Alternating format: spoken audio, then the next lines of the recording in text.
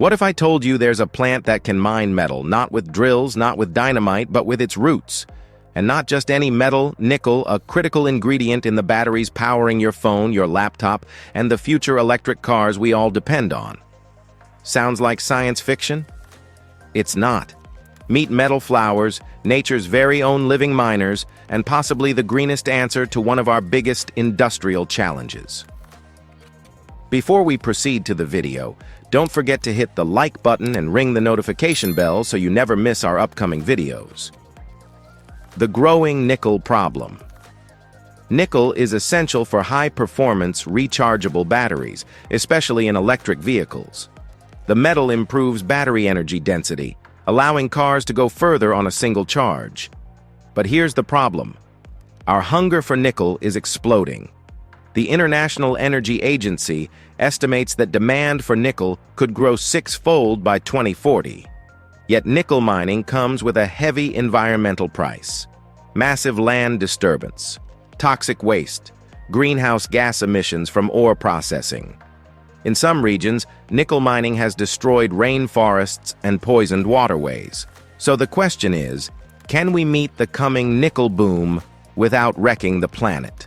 Enter the nickel-eating plants. Some plants, called hyperaccumulators, have an astonishing ability. They absorb metals from the soil and store them in their leaves, stems, or sap, often at concentrations hundreds or even thousands of times higher than normal plants. One-star example: Phyllanthus rufushanei, a shrub found in Malaysia, is nicknamed the metal flower. While most plants die in metal-rich soils, this one thrives. Its roots draw nickel ions from the ground, and its sap can be up to 25% nickel by weight.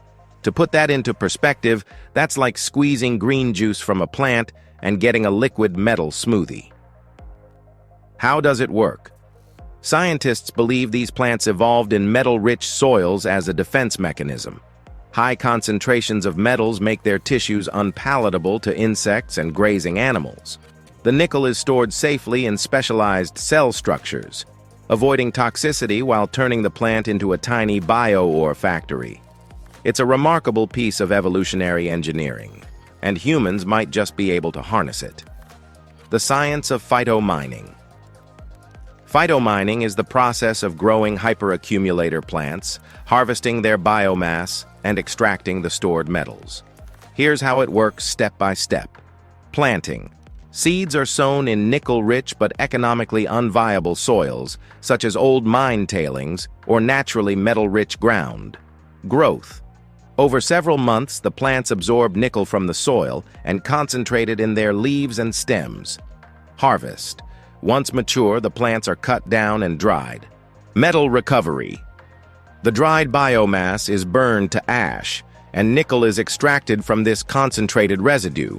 1 hectare of Phyllanthus rufushanei can yield up to 200 kilograms of nickel annually. That's not enough to replace all traditional mining, but as part of a sustainable supply chain, it's game-changing. Why metal flowers could change the game-low environmental impact. Instead of tearing up the earth, phytomining uses photosynthesis to extract metals. It rehabilitates degraded land rather than scarred new landscapes. Carbon-negative potential plants absorb CO2 as they grow, offsetting emissions from processing their biomass. With the right methods, the process could be carbon-neutral or even carbon-negative. Economic opportunities for rural areas. Phytomining could turn otherwise useless, contaminated lands into profitable farms, especially in developing regions with limited mining infrastructure. Metal purity. Nickel recovered from plants is surprisingly pure, often requiring less energy to refine compared to ore-based nickel. The challenges. Like any new technology, phytomining isn't without hurdles. Scaling. The yield per hectare is still small compared to industrial mines. Seasonal growth. Plants can only be harvested after full growth cycles, limiting year-round production. Land use. Large-scale phytomining would require significant land, though degraded land is preferred to avoid competing with food crops. But perhaps the biggest barrier is awareness. Few people outside the scientific community have even heard of hyperaccumulators. The real-world experiments in Malaysia, scientists have successfully run small-scale phytomining trials with Philanthus rufuscinei. They've demonstrated not only nickel recovery, but also the potential to restore soils damaged by previous mining. In Albania, researchers have experimented with another hyperaccumulator, Alyssum murale, growing it on old mine sites and producing nickel-rich ash for recovery. Each success story pushes the idea closer to commercial reality. Why this matters for the battery crisis. The shift to renewable energy and electric mobility is only as green as the supply chains behind it. If we replace oil drilling with destructive nickel mining, we've simply traded one environmental disaster for another. Phytomining could be part of a truly sustainable materials loop, restoring degraded lands, providing clean nickel for EV batteries, reducing dependency on high-impact mining. Imagine a future where electric car makers proudly say, "Our batteries are powered by plants." Beyond nickel, a metal buffet. While nickel is the current star, hyperaccumulators can target other metals too. Cobalt, another critical battery metal, often associated with dangerous and exploitative mining conditions. Zinc, used in galvanizing and other industries. Rare earth elements, vital for electronics and renewable energy tech. By developing different metal crops, we could grow a wide portfolio of industrial materials. The vision for the future picture.